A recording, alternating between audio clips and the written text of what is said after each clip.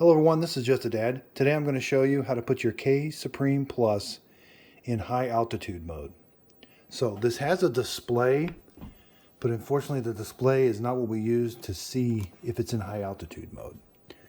So with Keurigs, make sure you've got water in them. They act a little funny when you don't have water in them and the add water light is showing. So make sure it's plugged in. If it's turned on, we're going to turn it off. So I'm going to turn it off. Now, I'm going to press the 8 ounce and this big K button at the same time for 3 seconds. You see that 12 light come on? That lets me know that I'm in high altitude mode now. Now, if I want to turn high altitude mode off, I'm going to hold the 8 ounce and the K button again with it powered off, and it's going to shut off. See, it's on, off. So now I'm out of high altitude mode. If you live in an elevation above 5,000 feet, then you need to be in high altitude mode. There's also one more thing you got to do. So you're going to put the machine in high altitude mode, and you've got to do a certain thing with the K-Cup.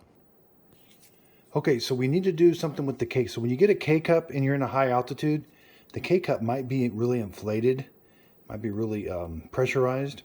So they want you to open it up. Now, normally I just put the K-Cup in, I close the handle. I use the handle to pierce the top and the bottom. See, there's a needle in the bottom that's going to pierce the bottom of the K-Cup.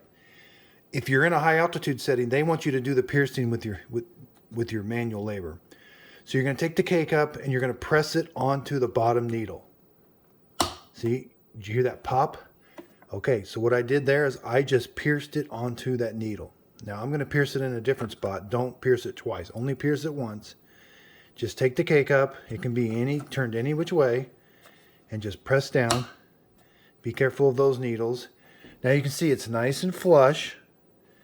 Now when I close this handle, I'm just piercing the top, and now I'm ready to brew at high altitude.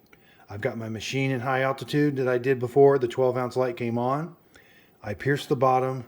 That's how I'm going to... Now, once I put it into high altitude mode, it's going to stay there till you take it out of high altitude mode.